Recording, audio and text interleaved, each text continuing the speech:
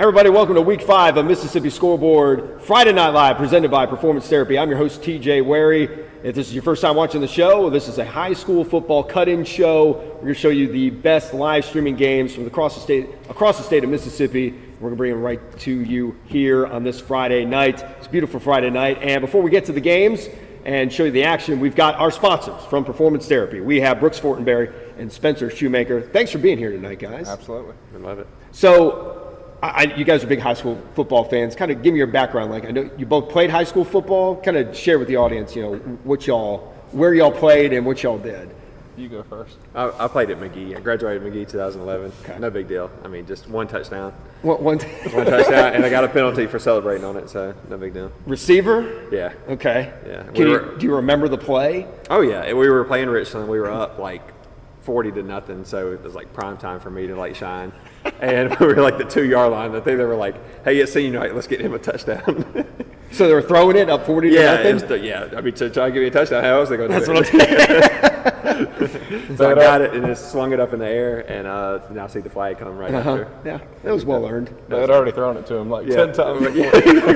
It's like 5 pass interference penalties. That's right. All right, Spencer, what about you? I played at East Rankin Academy, and I kicked and played wide receiver. Okay. Glory days. What would you guys enjoy about the Friday Night Lights, even though for you there's a lot of standing around probably waiting for garbage time? But Waiting for a blowout. Well, I mean, what'd you like about football and the playing with the team and all the stuff that goes into it? I'd say that everybody from the community coming out, whether it be band, cheer, football team, or just having friends and family there. Just the community involvement, small town Mississippi football is special. Sweet. My favorite part was probably carrying the water out to all the guys that played. But yeah, community feel, and just knowing all your teammates, and it's not for a scholarship or not for money. It's just showing up because you love the game. Excellent. So tell me what you guys do about now. I mean, what was Performance Therapy doing? It's 16 locations. We show it every week, but kind of share what you guys do for your business. I mean, we truly want to be whatever that community needs, whether it's just physical therapy, whether it's PTOT, or whether it's speech therapy. Whatever that community needs, we want to be involved, whether that's in the clinic, whether it's in the community, whether it's Friday night at your football game. We want to be there to support whatever the need is in that town. Okay, so how long have you been doing what you've been doing? Personally, I mean, I graduated 2019. Spencer, you're 2017 or 18? I'm doing 7 years. The company's been around since 2003 and just steadily grown kind of since then. Especially those last few years, has grown and kind of branched out across the state. Just from originally just being Philadelphia, Carthage, then into the metro, and then now the last few years have really branched out to the different corners of the state. Okay. So what did you go to school for? I mean, what kind of got you interested in doing something like this? I think I got interested in it from sports injuries. It was like ankles and knees, and actually the guy that treated me when I was in high school is actually working with me now at our Brandon location. So it's pretty cool. Come full circle. But we had to go to undergrad, and then to become a PT, you had to go 3 more years and get your doctorate. But we also we cover 10 high schools in the area with athletic trainers. So we provide a lot of coverage on Friday nights, but a lot of us as therapists go out there and support our guys too, our athletic trainers. So, what do you enjoy most about the job? I mean, just honestly, that the dopamine rush of having a patient that gets better, and you get that enjoyment of seeing that on their face, whether that's an athlete, whether it's an older patient that's learning how to walk again, all that just tangible outcomes of seeing people better is what we enjoy. But especially those athletes, because for a lot of the injuries that we see, if it's an adult patient, they go back to work or they go back to their hobbies, but we don't actually see that. I don't want to tailgate and see grandma in the yard, picking weeds. But for those athletes to actually see all that work they put in, and then we can go out there on Friday night and actually see them return to what they do and love and excel at that, it just makes it that much more tangible for us. So I mean, you talk about the dopamine rush, but you see it in action though. They get back out there on Friday night. I mean, what's it like to watch that? Terrifying for me is how I feel. I go out there and I'm like, I feel like nervous mom, watching that athlete. It's like, oh, hope that Achilles holds up, But then you see them out there and they don't have any fear about it. It kind of puts us at ease with everything. All right. Okay. Well, we appreciate what you do for the community. We appreciate what you guys do for us. This show wouldn't be possible without you. And thanks a lot for coming on, guys. We really appreciate it. Okay, boys. All right. Well, this is Brooks Fortenberry and Spencer Shoemaker of Performance Therapy, 16 locations across the state. Comprehensive care, hands-on treatment, proven results. Thanks, guys. All right. Appreciate it. Have a good night. All right, let's take a look at some of the games we're going to be getting to tonight. Here's the list. Starkville and Oxford is one of them. This is the Little Egg Bowl, and it's a series dominated by Starkville of late. The Yellow Jackets have won 9 of their last 11 contests against the Chargers. Then we got Clinton and South Panola. Clinton got roughed up last week by Grenada. The Arrows gave up over 350 yards rushing and 7 touchdowns to the Grenada running back. This week they are at South Panola to take on a Tigers team that likes to run the ball as well. We got Germantown and Pearl. This is not an easy matchup for the home team, Pirates. The Mavericks are averaging 41 points per game in their 3 wins this season. Then we have Madison Central and Warren Central. This is an old 6A Region 2 matchup tonight in Vicksburg. Madison Central enters with a 3-1 record, while Warren Central is 2-2. Houston, Tennessee versus Tupelo. This matchup was the first time they played. This matchup was last year, and it was a classic. Houston won the first ever all-time meeting, 38-33, and would later win the 6A state championship in Tennessee. We have Brandon and Gulfport. Brandon is on the coast. Both teams playing their final non-region games of the year. Both teams are 3-1 this season. Oak Grove and Laurel are both struggling in the early part of 2024. The Warriors are 2-2 and coming off a 51-13 loss at MRA last week. Laurel, meanwhile, is 0-4. Then in the MAIS, we have Heritage Academy and Lamar School. Heritage Academy is having a remarkable turnaround to a winless season last year. The Patriots are 5-1 to start 2024. And then lastly, Canton Academy and Tri-County.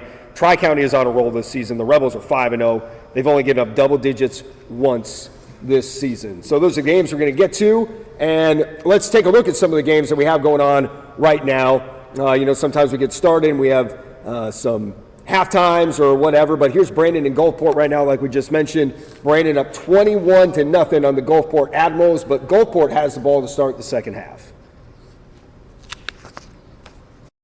And this time, Crosby is wrapped up by a slew of Bulldogs. He'll go backwards for a yard. Braxton Wells scraping off of the lineup, head up by, right in front of 77. Boy, these guys are big. 77, Jamarius McCann, 6'3", 275. Average height looks to be 6'3", 275 average weight by this Gulfport offensive line. Second down 11 at the 39-yard line of Gulfport. Just underway in the third quarter.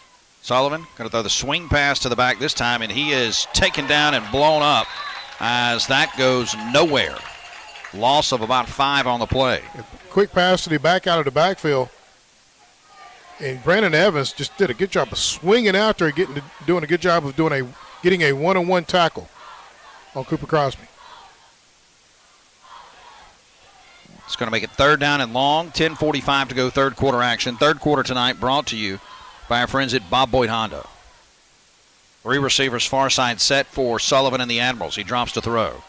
Flush, looking, pressure in his face, throws it up, and that's a high tip ball, and that receiver is blasted on there. Of course, that is a legal play because he did touch it. That was Trayvon Deans. It'll be fourth down. Yeah, I got in his face that time. I think that was maybe London Bull in that time. Was able to get off his block or get back to apply the pressure and was able to get almost making it a sack, was able to disrupt the pass, got a nice open and clean hit on the quarterback. Somehow the quarterback was able to at least get that pass off, a high pass to Deans. All right, so let's watch this punt really quick from Gulfport. We're going to go to Clinton and South Panola in just a second and talk about what's going on there in Batesville. It is a rainy night in Batesville as we wait for this Gulfport punt, and looks like they might have a penalty. So let's go to Clinton and South Panola real quick. Having some technical difficulties up there. There's no audio. We're not really sure what the score is. It's been raining since early this afternoon. So unfortunately, we don't really have much of a story to tell other than it looks like South Panola has at least 2 points. That's about all we can say right now. And this is Clinton driving, and I think that's a 0 on the scoreboard. But anyway, 27-7. Now it is not 7-27. It is 27-13, I'm assuming. So unfortunately, we're not going to be able to really keep up with the score. Like I said, no audio there. So let's go back to Brandon and Gulfport. Gulfport kicking this away, and Brandon will not try and return it. So we will hang out here just to make sure they don't go to timeout, as a lot of other games are still in halftime. We've got Houston and Tupelo. Tupelo was up on Houston at halftime. We have Starkville and Oxford waiting to come on at halftime. We have Tri-County and Canton Academy. We're still at the half when we were doing the interview, and hey, Tupelo is back. Okay, so we have Tupelo up 21-7 on Houston. They're in the third quarter. We're going to go to them once they get something going. But yeah, let's go to Brandon now. It looks like they're not going to take a timeout. It's 21-0.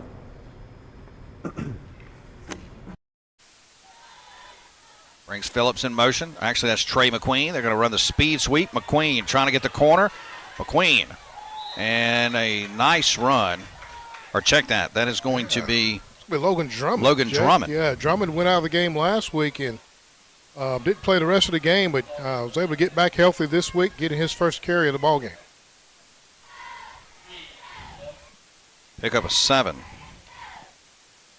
Shaq pulls it, going to keep it himself, and Shaq's going to pick up enough for the first down. Looks like it'll be a pickup of 5. Play action there. Looks like it's going to be a handoff to Tyson Robinson for the first, but Shaq pulled it out of there, rolled to the right side, got just enough yardage to pick up the first. Heard a lot about his athleticism and starting to really see that tonight. Tyson Robinson, stutter steps, and he's going to hit that teeth in that Gulfport defense and pick up a couple. 10 carries now, 60 yards for Tyson Robinson, also 3 catches for 94. Second down and 8 at the 9:20 mark in the third period. Shaq drops to throw. Out route Tyson Robinson catches it across the 50, and Tyson Robinson out of bounds at about the 45-yard line. It's going to be a pickup of 20 and another first down. Flip Quincy Phillips from right to left. Snap of the football. Looks like it was going to be a drag route to Phillips. Instead, it was a pass to.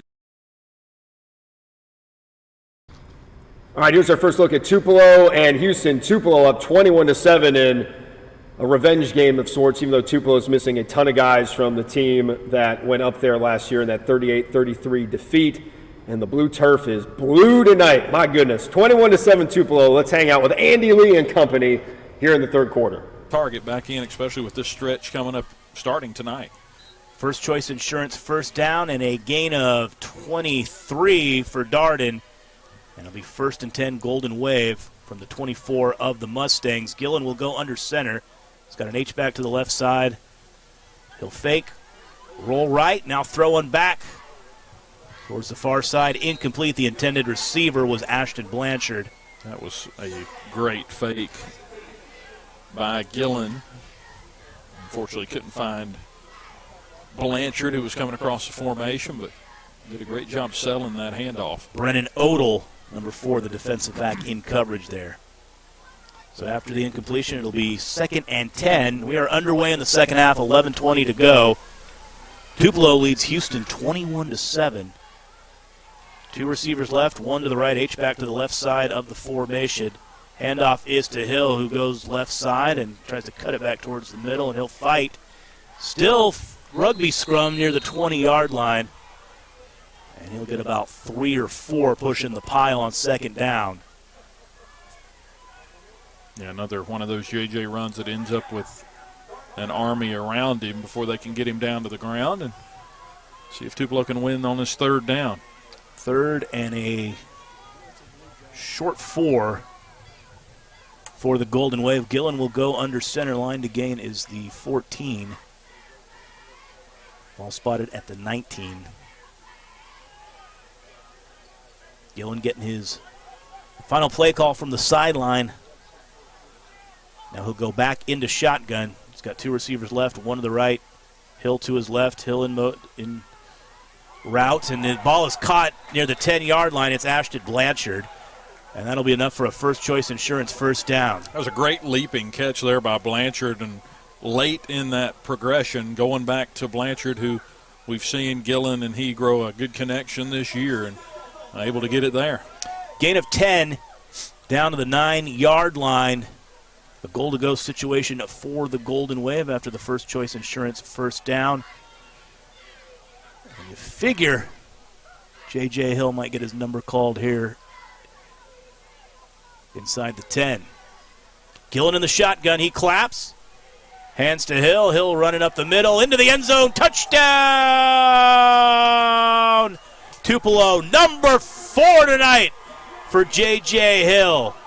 Yep, JJ, that's 4 tonight, 14 on the season. Just another fantastic run, 9 yards out. And there's that score. It wouldn't be a Mississippi Scoreboard Friday Night Live presented by Performance Therapy without a touchdown Tupelo from Andy Lee. Tupelo in control against Houston. Speaking of in control, much to the chagrin of our social media man, Sterling James, and his Kenton Academy Panthers as he glares at me from across the desk. Tri-County is giving them the business tonight. It is 34-7. Yeah, it's been a rough one. Tri-County's won this matchup 3 times in a row, and their defense has been phenomenal so far this year. And the scores have been pretty ridiculous, too. They beat Simpson Academy 35-0, Riverfield 42-7, Northeast Lauderdale 42-7, St. Aloysius 39-0, and Winston Academy 47-13. So things not going well for Canton Academy tonight. Let's now jump over to Germantown and Pearl. This one, low scoring on both sides, but Germantown's got Pearl backed up against its own end zone. It is 9-7 Mavericks. Just heard you. Yeah, it looks like could be a legal motion.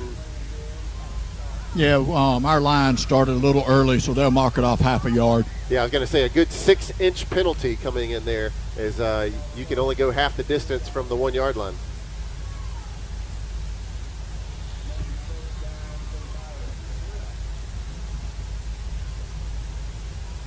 Yeah, certainly. When you're set up right here on the offense, that's a hard spot to be in, Bryant. Yeah, it looks like Peyton Parks, so that wing T offense coming back around to play Peyton in there along with Antoine Shoto.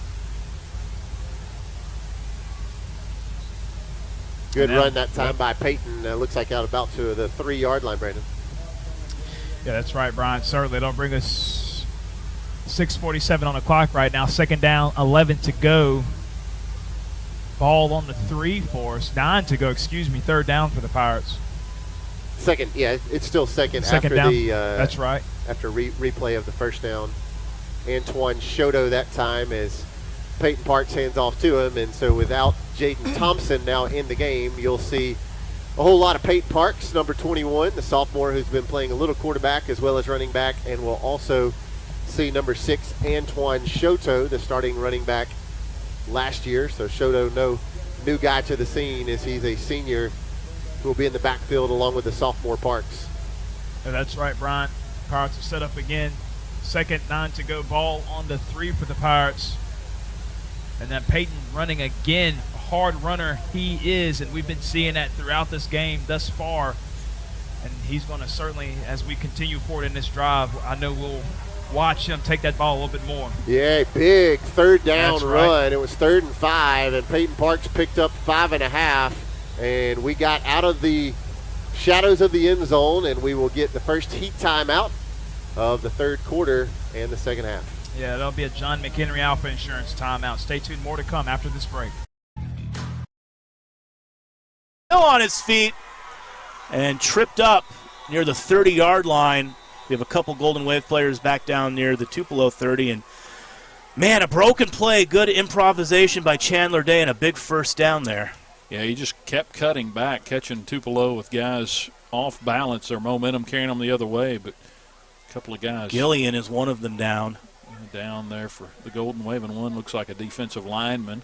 Might be number 98, Hawkins. Okay, so Tupelo up 28-7. Houston trying to get a scoring drive together. Here's Madison Central and Warren Central for the first time tonight in Vicksburg.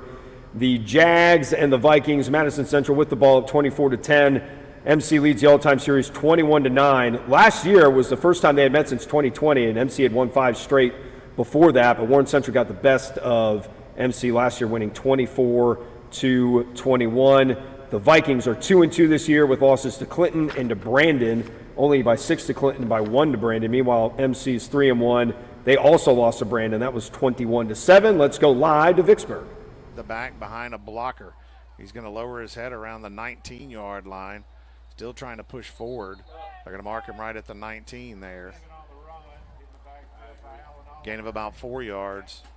2nd down and 6. Michael Stevens on the carry for Madison Central.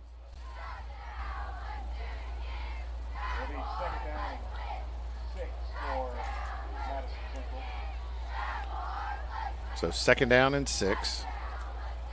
Two receivers.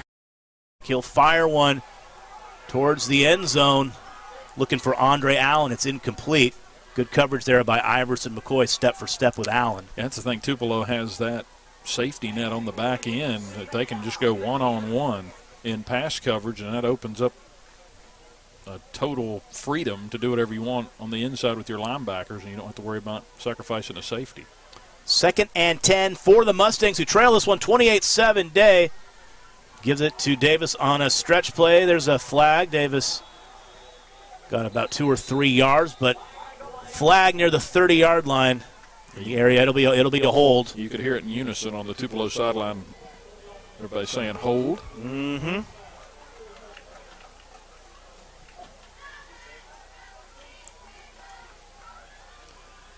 So that penalty will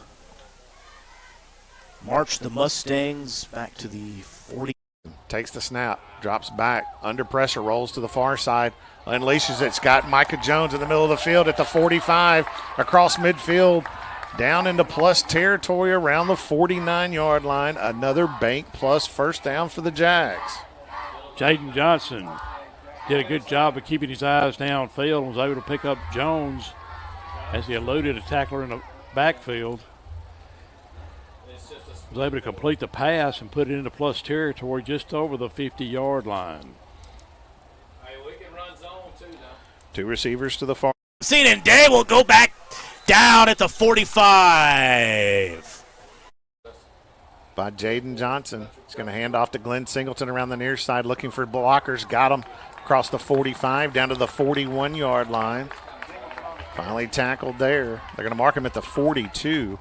On the tackle for Warren Central, Gavin Davenport, but not before a gain of 7 yards, 8 yards rather. 2nd down and 2 for the Jags. Oh, the offside guard and tackle out in front of Singleton that time. Able to clear a path. So they got 2 receivers left, 2 to the right. Day drops back, throws one towards the near sideline, floats it. It is caught by Miller. He does it again. DJ Johnson's going to grab it and run with it, and he's going to be tackled around the 40. There's a horse collar tackle around the 2. Good play there by Miller. Going tempo, Andy. Day will keep on first down and get shoved out of bounds inside the 15-yard line or near the 15. But the gain of 25 and the first choice insurance first down gave Houston new life on this drive. Gain of 5 there, or a little 6, they'll give them the 14. They're having a hard time stopping the running attack on this drive. Quick pass from Story to number 2. That's going to be Kenji McNair before getting right. And we'll have a penalty. Offsides on the defense. That looked like that's going to be another QB keeper, didn't it? Mm-hmm. That's the initial indication. As good to see Donovan Hawkins rotate back into the game. The nose tackle who got hurt a few plays earlier, he's back in. That's good. Gillian's back in too. So both those guys. Just got a cool tidbit for about Chandler Day from Neil McCoy, of course, South McCoy's father. He said that Chandler Day, Tennessee baseball commit, so quarterback for Houston. So thanks for that tidbit there, Neil. Superb athlete. Day will keep again and go for the corner of the end zone. Flag. I believe they found the end zone. Well, it's going to be a hold anyway. I think they called him short of the, even though the PA, I think, said touchdown as well. But that hold's going to be at the 3, so maybe the 4. So that's going to back them up. All right. So second holding penalty of the drive for the Mustangs. Greg, the QB run is working right now for Houston.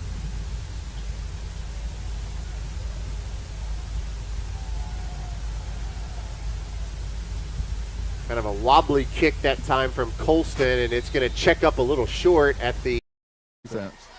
Backing them up. First down from the 14-yard line. We've got 7:20 to go. Day, ball is tipped. Oh, tipped and incomplete.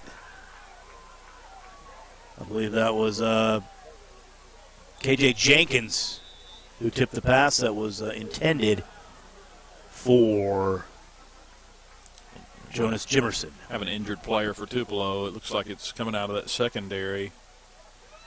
Certainly not a good sign as North Mississippi Medical Center's Kylan Simmons, sports medicine crew out there. Simmons, who had the fumble recovery earlier, is down at the 4-yard line. So while they tend to him, we'll take a 30-second Van Atkins, you know she's worth it, injury timeout. 7:14 to go in the third quarter. Tupelo leads Houston 28-7. Golden Wave football brought to you by Slim Chicken. We've seen Des Price and Billings Stallings up there as well, but it's been a whole lot of Hewitt and Deere clogging up the middle, and Jenkins and Arterberry wreaking havoc on the outside. Handoff from Red there. And that's going to be to trying to get the number on him. That's going to be number 4 for the Mavericks. Room turns it up across the 25 down to the 20. Finally going to be tackled around the 19-yard line by number 18. That's Ronnie Blossom, 6'3", 225-pound defensive end senior. Had some blockers out in front. Tupelo leads 28-7. Day out of the shotgun. He rolls left, and he'll get tackled after a minimal gain there on the far sideline. Looking to find the edge. Smart play. Third down and 5 from the 19. Johnson drops back under pressure, and he's going to be sacked all the way back at the 31-yard line. They're going to mark him at the 30-yard line. So it'll be 4th down, and Ronnie Blossom into the play again. So Madison Central pretty much out of field goal range. The senior gets a sack, and here comes a Maverick punt. Wynn back deep to receive. Red there with the punt. Isaiah Wynn calls for the fair catch at the Pirate 39-yard line. Timeout, 7:06 to go. Big stop by the Pirate D to keep this one at a 2-point contest. Again, we're homecoming. For the first, they're going to keep the offense on. 3 receivers to the far side, 1 to the near. Jaden Johnson just going to pull it down and run and try to get to the line to gain, but he's going to be knocked out of bounds. Penalty back. All right, it's a rainy night in North Mississippi. This is Oxford and Starkville. It is just 7-7, and it looks like someone just got a sack. Maybe threw it away. Anyway, 7-7 is your count here in the Little Egg Bowl. Starkville leads this series 35-12-1 all time, and they've won 10 of their last 12 in this series, including last year. They won 33-13. 2022, they won 47-28. So they've been able to blow Oxford out the last couple years. But this one, Mother Nature has a different story as Houston just scores a touchdown against Tupelo. So Houston not going away with 7 minutes left in the third. Back to Starkville and Oxford. Starkville with the football, and they're breaking free here on a long run. Looks like that is Jalen Ruffin. He's taking the place of Trey Petty, who's now at Illinois. Remember, they're also missing Braylon Burnside, who graduated. He's at Mississippi State. So 7-7, and then Brandon, like we showed earlier, they're up 35-0 on Gulfport, but let's go to the action in Oxford. 4th down and 17. They'll spot it at the 22-yard line of Oxford. This will be about a 40-yard field goal, so they're going to, as you said, go for it at the 22. Knotts goes in motion, back to throw, sideline, back shoulder pass is caught, and it's going to be, I believe, a 1st down right there at the 5-yard line, maybe at the 4. Wow, he needed 20 down to the 5-yard line, got to the 4, so 1st and goal for Starkville. 18-yard pass, and Harrison, one of their top players who was quiet so long, now he has awoken. Yeah, 4th and 17 converts to a 1st down for Starkville. 3rd catch for 70 yards. 1st and goal at the 4. Ruffin takes the snap, and a flag is down, and this may be against Starkville. Unloads it to the far side, inside the hash. It's going to be caught all the way down at the 1-yard line.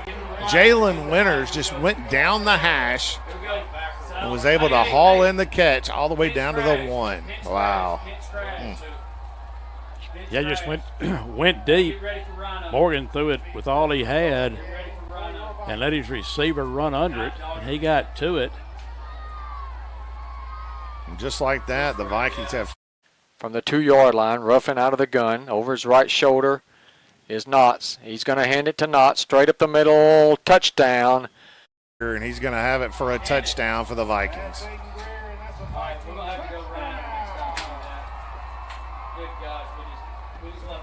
Two big plays on that drive, a big run and then a big pass play. Warren Central strikes pretty quickly. Only takes about a minute off the clock. Jonah Artman on for the extra point for Warren Central. 3:17 to go in the Community Bank third quarter. 24-16 your score. Here's the extra point attempt. It's up. And it's good.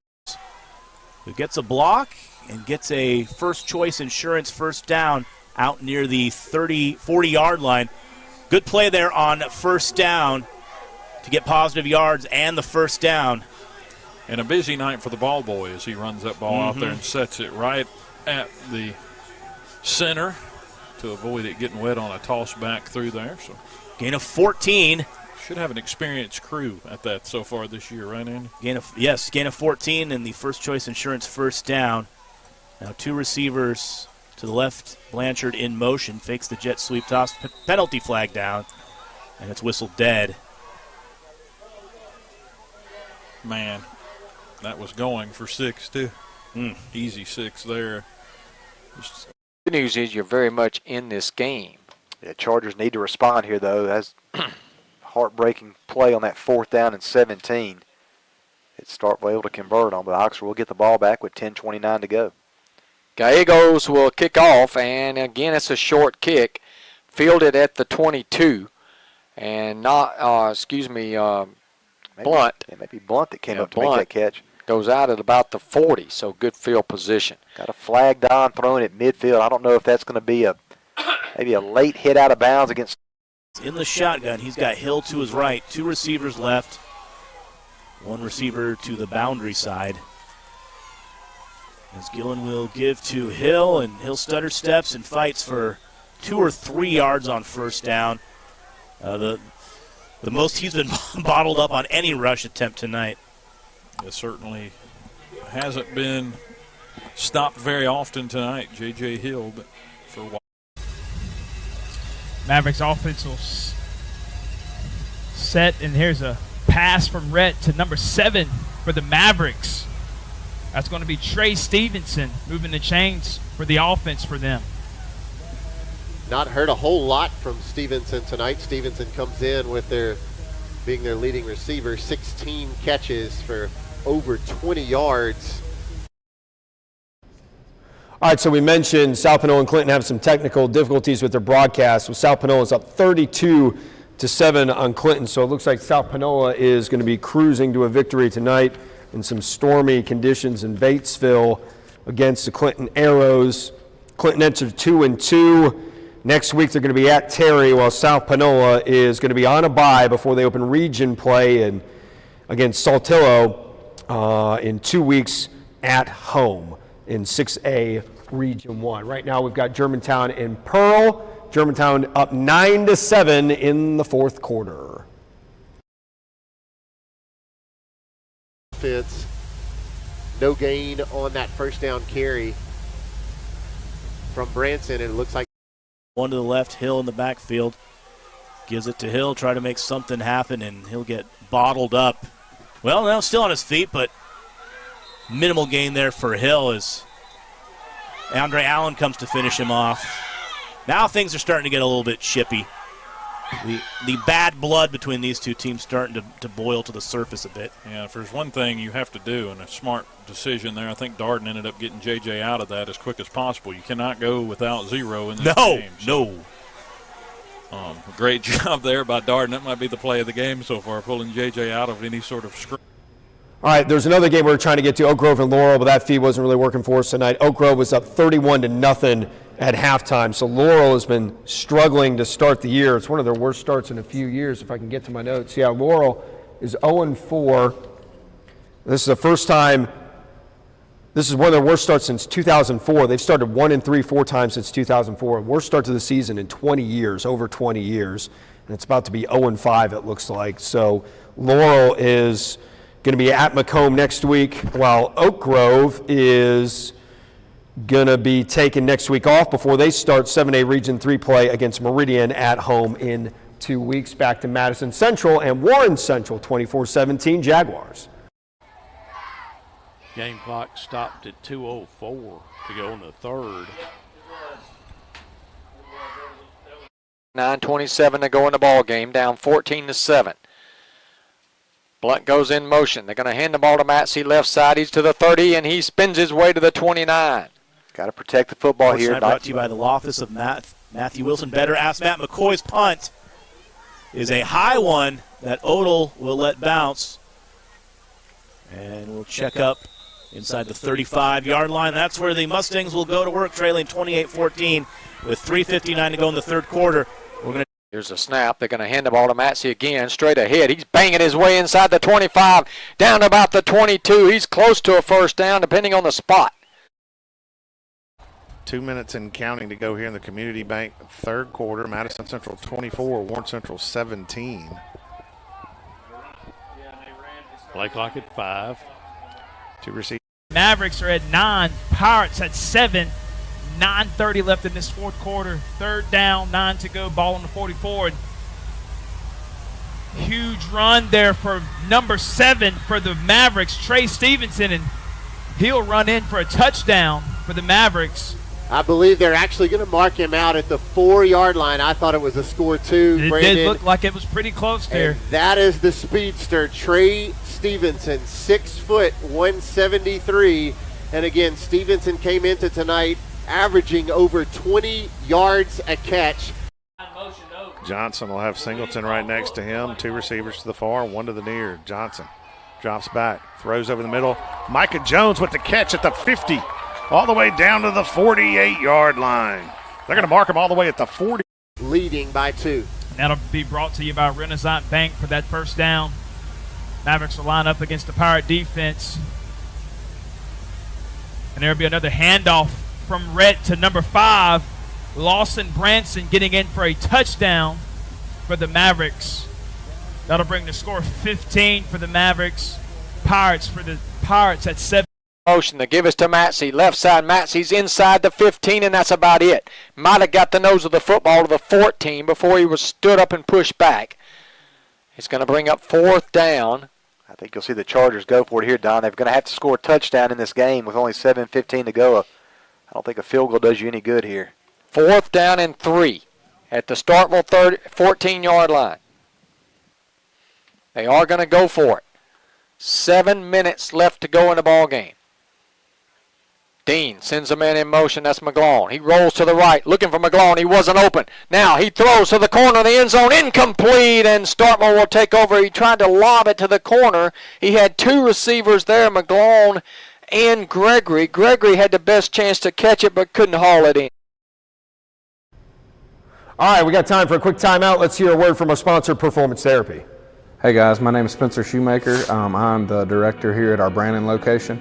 You've heard from several locations on what all subspecialties we offer. We also offer all those here in Brandon. The biggest thing we're about as a company is local hometown feel. We have a local assisted living facility. We offer aquatic therapy at Complete Fitness. But basically anywhere anybody needs us to go, we're interested in going because we want to help the community however we can. So we offer adult and pediatric therapy, and then we also have this return to sport room that once our athletes get towards the end of the treatment, we can bring them in here and specialize the treatment approach for them so they don't have to go anywhere. They can stay with the therapist they're used to. Adult-wise, we offer PT, OT, and speech. We also have pelvic floor therapists. We do a lot of workers' comp stuff. Pediatric therapy, we also offer PT, OT, and speech, and can screen for various diagnoses of your child. But the biggest thing for us is we want to support the community however we can. So if there's a need, we want to help it. If you're in the Brandon area, we'd love for you to give us a call at our office. If you're not, we have 14 other locations that are ready to help you get back on your feet. We are performance therapy. Comprehensive care. Hands-on treatment, proven results. All right, just as we're coming out of that, Warren Central got this incredible interception. It was tipped, and then the defender dove and caught the ball. So Madison Central turns it over, and Warren Central has got some life. Still a lot of time to go. That was the first play of the fourth quarter, 24-17. We also want to thank Roosters and Basil's and Flowood for tonight's pregame meal, feeding the crew. You want Roosters, they got all you can think of, burgers, red beans and rice, chicken, bunch of heavy plates. And at Basil's, they've got paninis. And I went with pizza for the third week in a row, and let me tell you something, that pepperoni pizza slapped tonight. And my boy Sterling, his Canton Academy team may be getting slapped around tonight, but his pizza slapped too. He got the margarita pizza, and it was chef's kiss. So visit Roosters and Basil's in Flowood. Here comes Warren Central against Madison Central, 24-17. We've got Oxford and Starkville in a close one, 14-7 Starkville. Tupelo and Houston at 28-13 Tupelo, and then Germantown up 16-7 on the Pearl Pirates. Speed, tough running back. All right, here we go, south whip. Yeah, the Jags saw it in the first half, 65-yard run. Yeah. Morgan will send 3 receivers to the near side, 1 to the far. Quick throw to the near side is going to be caught by the Madison Central receiver, number 19. It's Michael Hall across the 35 to the 36-yard line. 24-17, Madison Central on top of Warren Central, but the Vikings have the ball, second down and short from the 37-yard line. They're on 37. Michael Collins. Eric Collins, rather, take the ball around the far side on the handoff from Morgan. It's going to be hit.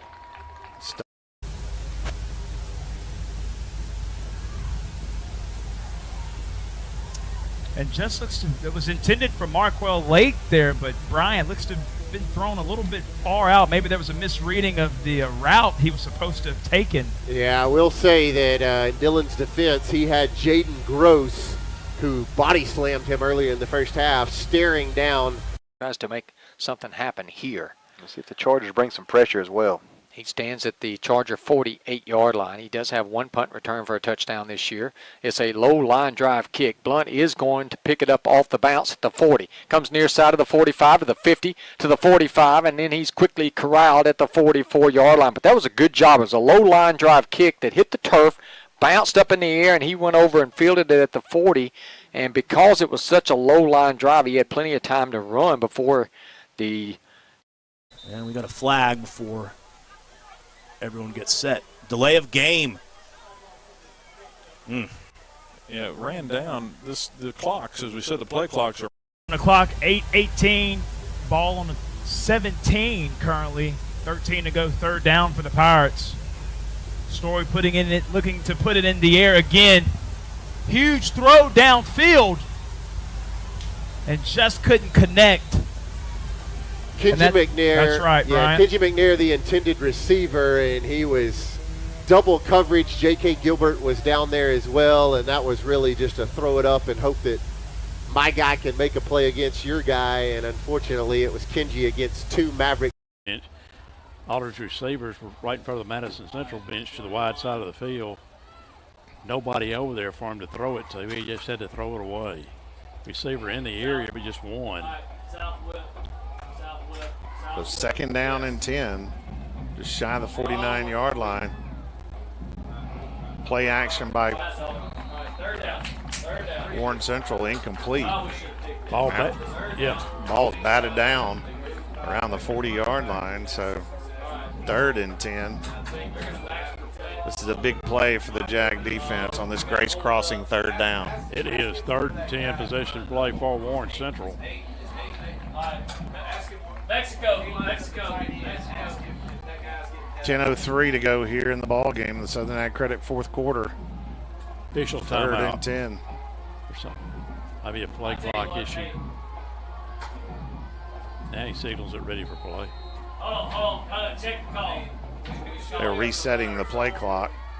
Play out there that they won't. McGlone in motion. They're going to give the ball to Matsey. Matsey tries to bounce to the outside. Nowhere He's to going to go. be dropped for a loss, and there's a flag down. Formation, Greer behind him. Morgan drops back, looks to the far side. It's going to be picked off by Madison Central across the 40 to the 30 to the 20 and knocked out of bounds around the 10-yard line. On the interception, number 4, Marquise Williams. That's his second of the ball game. Wow. Same area that it happened. Here in this 18-7 contest with 2 safeties on those punts. And granted, that was probably the best play Colston could have. Steady rain coming down here as a give us to Matsey across midfield and down to the 45-yard line of Starkville. Good run for Matsey. He picked up 9 and makes it a little bit easier here on 4th down. Yeah, got to get down to the 38-yard line. So 4th and 7 for the Chargers with 3:40 left, clock running, down 7 against Starkville. Here it is, 4th down. They're going for it, 4th and 7. Here's the snap. Dean rolls to the right. Dean looking down the field, throws. It's caught at the 30-yard line. First down and out of bounds at the 28 is Blunt. Yeah, 17-yard pickup for the Chargers. A big 4th down conversion results in a first down for Oxford. Blunt, the senior, with a big catch on a crossing route and is 1st and 10 at the Starkville 28-yard line. 3:24 to go. Yeah, clock running. Still plenty of time. Oxford has all 3 timeouts remaining. Pegues comes back in at running back now. 1st and 10 at the 28. They're going to give it to him, and Pegues straight ahead meets the defender, and he's dropped in his tracks. Might have got a yard, but that's it. Let's see where they spot this one, and they're going to say no gain. Put it down to 28. That is the 26th carry of the night for Pegues, 78 yards. Very similar to numbers to what he had against Lafayette in the opener. 2nd and 10 at the 28-yard line. McGlone goes in motion left to right. Here's the snap. Back to throw. Pump fake. Dean has time. Now, pocket collapse. He throws to the sideline and is caught here on the near sideline by Gregory for a short gain. Going to pick up 1. And a big pass and catch from Day to Miller. And a Brooks Grocery first. Jaden Johnson throws incomplete. The intended receiver be Zay Hart. Incomplete. 3 wide receivers to the short side of the field. That's the right. Handoff, counter. Pegues. Pegues has some room to the 25, down to the 21-yard line. Picks up about 6. Going to get a timeout. Hey, tell them good job getting their hands up. 2 receivers to the near side stack for Madison Central. Ball on the far hash, moving left to right. 2nd down and 10 after the incompletion from the Warren Central 17. 9:56 to go. Johnson drops back, rolls to the near side. Still rolling, looks to the end zone. It's going to be caught for the touchdown. Madison. Close. Yeah, depending on where they spot the ball, I think he got a pretty good one. I think he has it. Yeah, I do too. And it got there. A Brick City touchdown for the Jags. Well, what happened is the defender, what had happened was the defender saw Jaden Johnson. On first down for Oxford, 1:57 clock will start here once they get the ball down. Chargers have entered the Athletico Physical Therapy Red Zone once again. The Mystery Savings Supermarket. Side, Pegues inside the 15, spinning his way to the 13. Chargers have got to protect the football here. Nice run out that left side for Pegues. Clock will continue to run, 1:42 remaining. Picked up 4 yards on the play, 2nd down and 6 at the 13-yard line. Pegues lines up behind Dean. He gets the handoff again, this time to the right. He's to the 10. He's inside the 10 to about the 8. He's close to another first down. There's 37 on the left hash mark. 1 receiver left, 1 to the right. Day now fires one towards the near side. Nearly intercepted. Miller was the intended receiver. Kylan Simmons pounds the turf. Here, just about halfway through this 4th and final quarter. Branson again, right up the gut and making first contact at the line of scrimmage, but still pushing forward for an extra 2-3 yards is Lawson Branson, and it's just big guys leaning on him right now up Yes, front. That offensive line for the Mavericks kind of having their way, and here comes a Trinity Transportation third down. Got to have a stop for Germantown. You would imagine it is probably 4 down territory if they don't get it on third. They will most likely go again. Keep your eyes out on the neon cleats at the top of the screen. That is Trey Stevenson, who had the big catch earlier. That's right. Clock slowly expiring. 5:27 right now. You said it, Brian. 20, and finally pushed out of bounds inside the 20 at the 18-yard line, and J.J. Hill there when you need him. Yeah, I mean, with the blocking to set all that up, then the one smart cutback that he made, J.J. just creating right whenever you needed a big yardage play to shift some momentum back for you. You can look no further than 0 because that's where it's been all night, any sort of offense for the Golden Wave. A gain of 45 and a Brooks Grocery first down in the red zone at the 18-yard line of the Mustangs. 1st and 10, ball on the left hash mark. Man, JJ's good. And we'll have a timeout by Ty Harden with 9:48 to go in the fourth quarter. Tupelo leading 28-13. We're going to take a 30-second. That first down, does he not? Yeah, they did exactly what they had to do and ran it right up the middle. And since the beginning of the game tonight, that's been their game plan. It's not always worked. We sort of had our way, probably more so in the second and third quarter, where we were stuffing that up the middle run. But whether it is fatigue or another factor, Germantown on these last 2 drives have really had their way rushing the ball. That first down would bring up a Renaissance Bank first down there for the Mavericks. Rhett trying to get an offsides on the Pirates defense. Yeah, and if you're Germantown, you run this clock down really as far as you can to try to take off time. Now under 4.5 minutes remaining here in the fourth.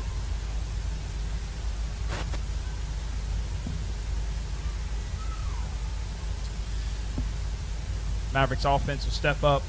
There's a snap off to Red. Handoff there looks to be to number 5. Will take stretch play. Cuts it back now towards the middle of the field. And quarterback, and it is going to be a run for Dean, and he's going to get it.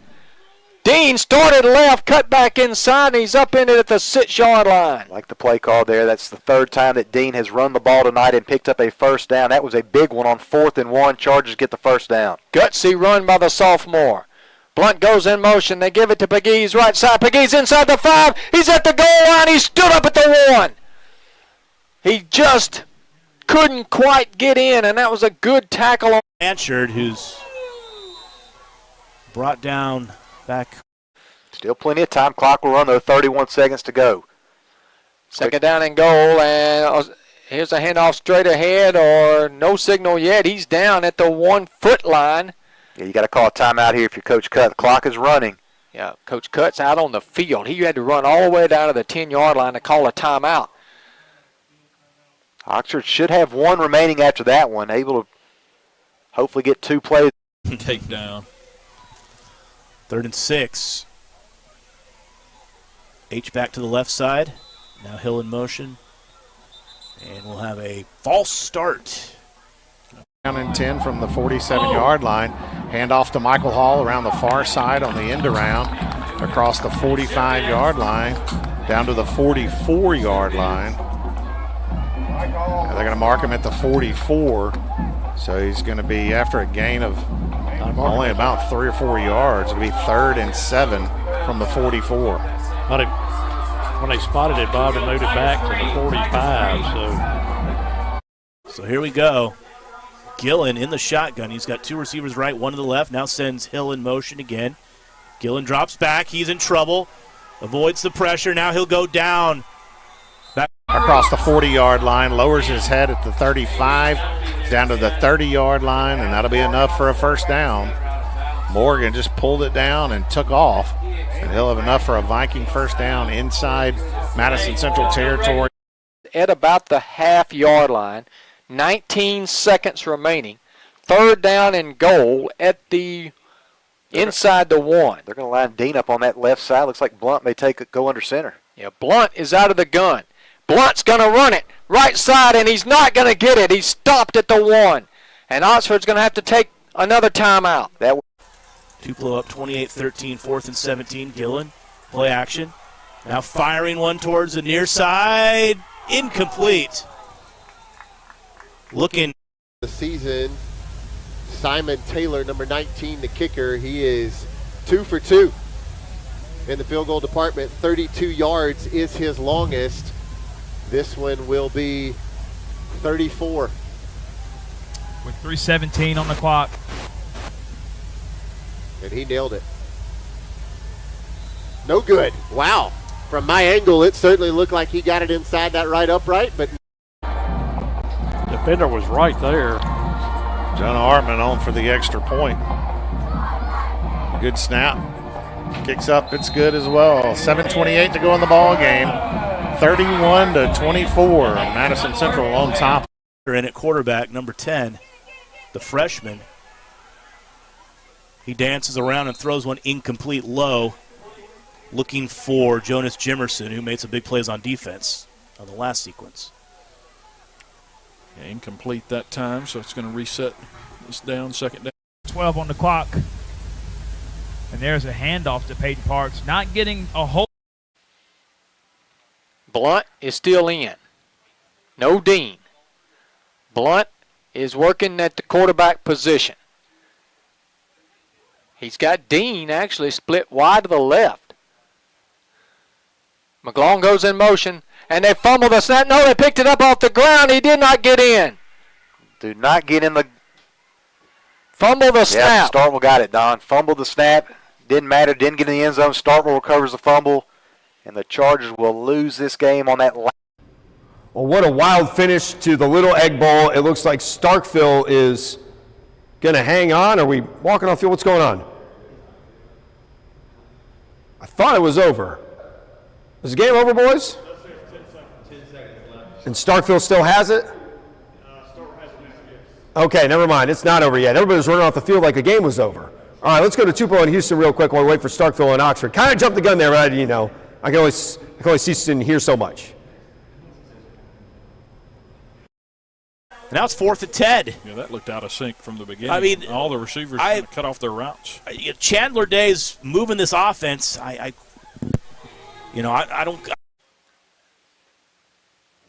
Now, if you Starkville, they take a safety here, Don. Yeah. You're so backed up. You could. They're going to run it, and they're going to get a safety. No, he threw it out. That was a crazy play. Oxford almost recovered it in the end zone, did they? No, he caught it, got it out of bounds. Very close. Some of the Charger coaches wanted a touchdown, but I think you got to call that a touchdown. I think the Charger player picked it up there out of bounds, so it's going to be a safety. That was a blunder of mass proportions. He was about to be tackled in the end zone, and instead of just taking it for a safety, he tried to throw the ball out of the back of the end zone, and the Charger defender, I couldn't tell who it was, actually recovered it, but it had just barely gone out of the back of the end zone. Why even do that, though, Denny? You got a safety, you don't lose this game. You're right. Starkville dodged a bullet there, Don. That was about a foot from being a Charger touchdown. Wanted a penalty flag. He was grabbed around the head, but that's okay. Singleton able to duck under the tackle and advance it for the first down. Gillen under center gives it to Hill, who's got a head of steam and pushes the pile inside the 45. I imagine the Mavericks offense doing a whole lot, but here's the handoff to. That's going to be to Branson. Excuse me, was looking for his number and name on this chart, but I've been calling him enough tonight. Yeah. He's been running the ball enough. Should be able to remember that. And so, but 2:13, excuse me, on the clock. We'll take a timeout right now. A second down and 1. There's a timeout on the field. They have water timeout. And it's the water timeout. We'll take one as well. 5:58. Starkville punt it here. You're kicking off from the 20-yard line or punting, whichever they choose. Looks like they're going to punt it. So they're going to punt it from the 20-yard line. 15. They're not going to get him. Touchdown! So they got both sides of the field covered here as Starkville punts it away. And it is going to punt it to Gregory. He muffs it, picks it up at the 35 to the 40, 45. And now they're going to throw the ball backwards. We got the old lateral going as they run it near side, coming to the 50, to the 45, to the 40, to the 30, and knocked out of bounds. He threw the ball forward. That's going to be a penalty, and that's going to be your ball game. Starkville's going to survive. And the final score is going to be And that's a handoff from Rhett to number 4, Narikius Johnson, before being taken down by the Pirate defense. And Germantown just trying to run the clock out as Branson will check back into the game. Johnson. Oh, they just killed the feed. All right, well, Starkville and Oxford is final. 14-9, Starkville over the Oxford Chargers. Starkville is going to win the Little Egg Bowl for the third year in a row. They did not have their head coach tonight, Chris Jones. He was suspended for tonight's game for unknown reasons, but the Yellow Jackets survived. They're going to move to 4-1. They're going to be at Greenwood next week before their region opener of 7A Region 2 against Germantown in 2 weeks, who we're watching right now, and they are in front of Pearl 18-7, trying to run out the clock on the Pirates. Oxford, meanwhile, is now 1-4. This is their worst start to a season since 2009 when they went 1-4. The Chargers are off next week before hosting Horn Lake on the 11th for their region opener of 7A Region 1 football. So 14-9 Starkville, Tupelo now up 35-13 on Houston. We have Germantown trying to put Pearl away, but Madison Central and Warren Central still a one-score game, but the Jaguars have the football with 5:36 to go in the fourth quarter.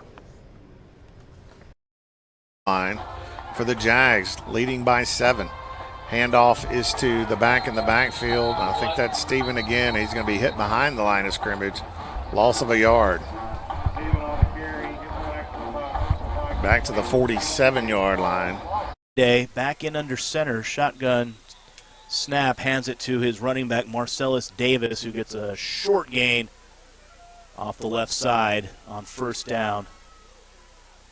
They'll give him 3 yards to the 23. It'll be 2nd and 7, and we'll give him 3 yards the rest of the way and happily take the win. Certainly so, and as Greg said, that'll be. It's Michael Johnson is going to be hit in the backfield, trying to get away. He's still on his feet, and he's going to throw incomplete. But great play by Jaden Johnson, trying to get the ball to Michael Steven, and that's going to save a lot of yardage. I mean, Baxter, if he goes down there, he loses 12, 13 yards there. Yeah, he played Houdini. Was able to escape a couple of tacklers and almost go put it to the running back.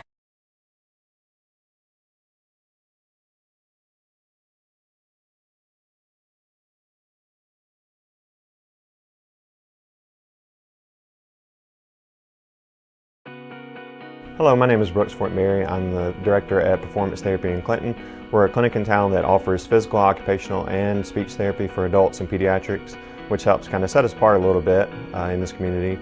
On the physical therapy side, we're able to treat orthopedic injuries, knee replacements, rotator cuff surgeries, anything like that. But also we offer pelvic floor physical therapy for those people that need that, and pediatrics. And our occupational side and speech side also treat adult and pediatric patients. Because we offer all 3 disciplines, we're able to try to give a wide approach and really see anything that's needed in this community. Our clinic's really willing to go the extra mile and help patients however is needed. If you have a game, we want to go and support you and see how we can serve you in that way. If it's at your daycare, we're willing to go visit that and see how your kids need accommodations or treatment with that. So we're willing to do whatever's needed and be there every step of the way for you in your recovery.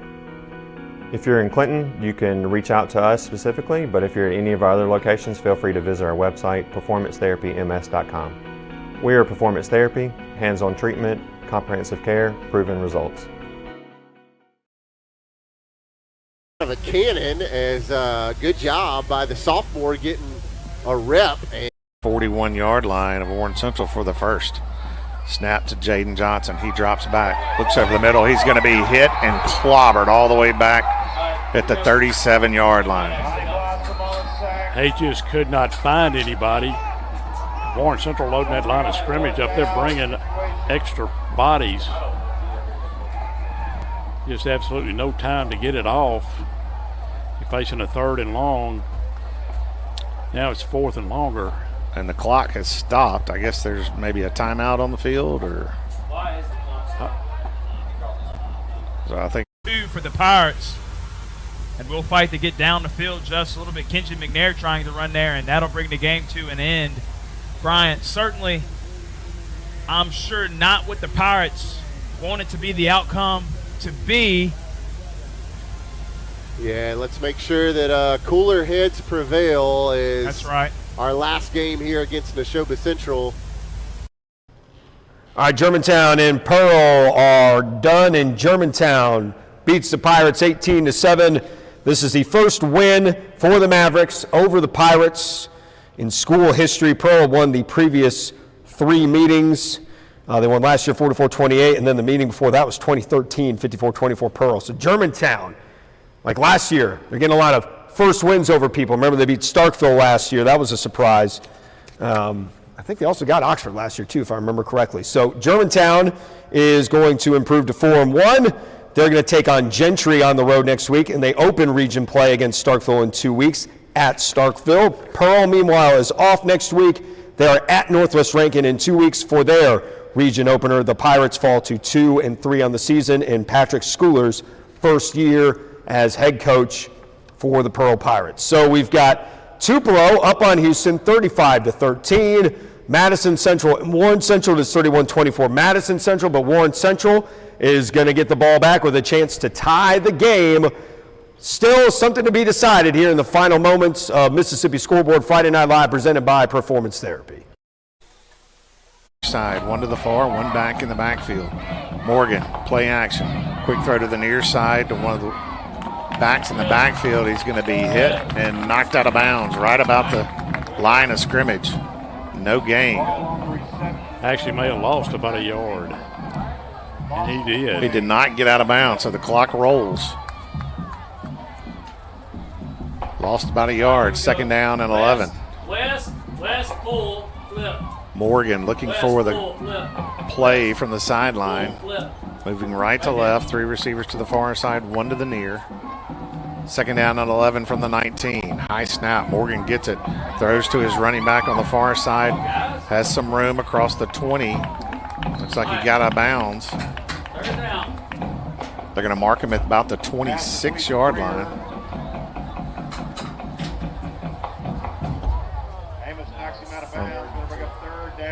About 3rd down and 3. About 3rd down and 3.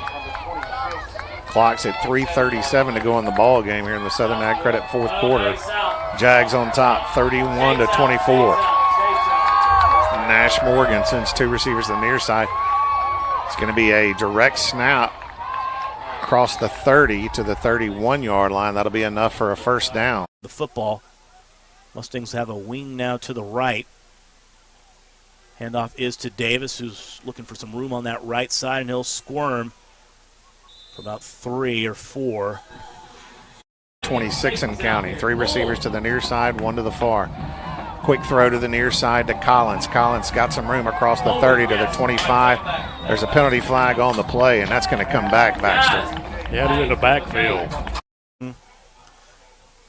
Approaching 2.5 to go, 35-13, Tupelo on top. Cannonday out of the shotgun, facing blitz again, and this time Ivy gets him! Back near the 40-yard line. Chris Ivy coming off the safety blitz. Yeah, that was about as perfect a play as you could draw up there. Ivy just untouched and not a lot of time to react when he shot out of there. So the loss back to the 36-yard line. Loss of 9. It'll be 3rd and 18. Go spin right, book. Spin right, book. Here we go. Pitch, spin right. Two receivers to the near side, two to the far for Warren Central. Second down and 20 from the 20. Morgan drops back, looks over the middle, under pressure from the far side, rolls to the far side. Quick throw on the far side. Is it going to be a catch? It looks like Madison Central was able to catch it on the far side. They're going to call it incomplete around the 30. I'm trying to go out of bounds. Well, went out of bounds right along the sideline. May have fallen out of bounds, but looked like an interception all the way across the field. So incomplete. So it'll be third down and 20. Got non-division matchup, but it's a quality matchup that we were excited to get in the very beginning when it was scheduled. So after the penalty, two receivers to the near side. Morgan takes the snap, sets up the screen to Collins. Collins across the 25 to the 30. Still on his field. Penalty flag on the play as well.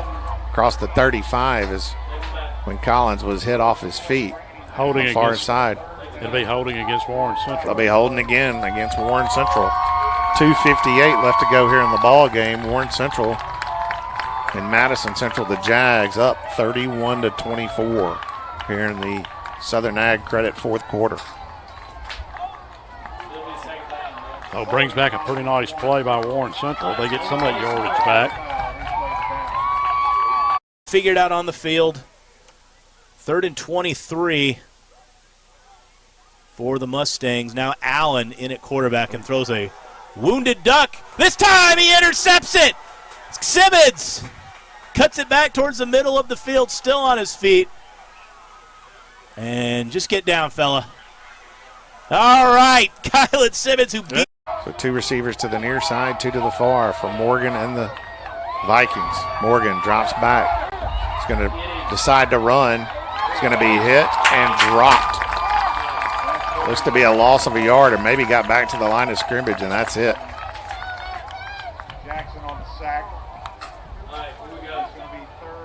Madison Central rushed only 3 that time, but they got 2. Morgan flushed him out of the pocket.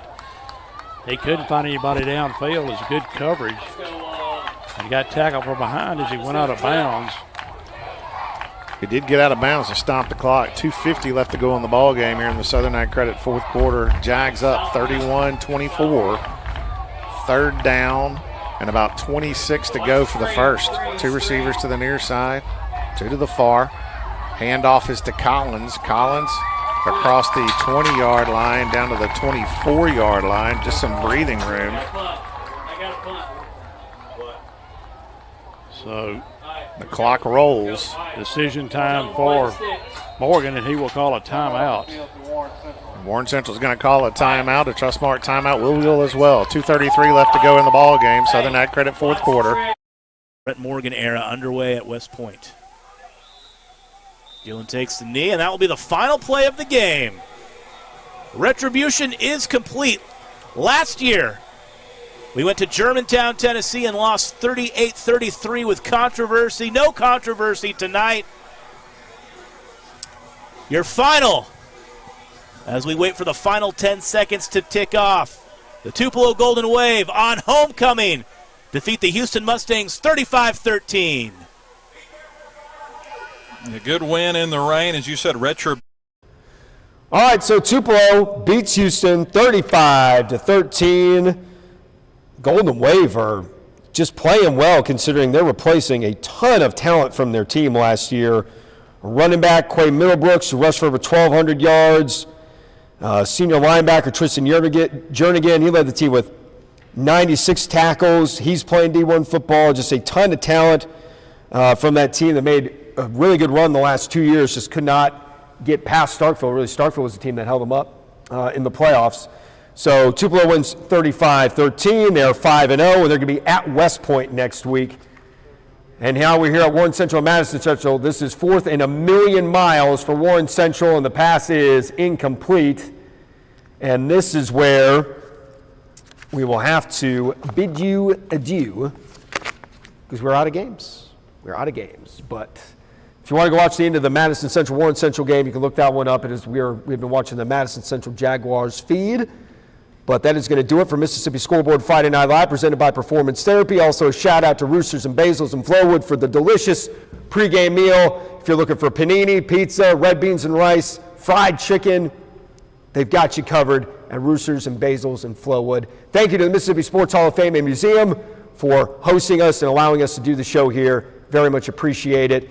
My name is TJ Werre. You've been watching Mississippi Scoreboard Friday Night Live, presented by Performance Therapy. We'll see you next week.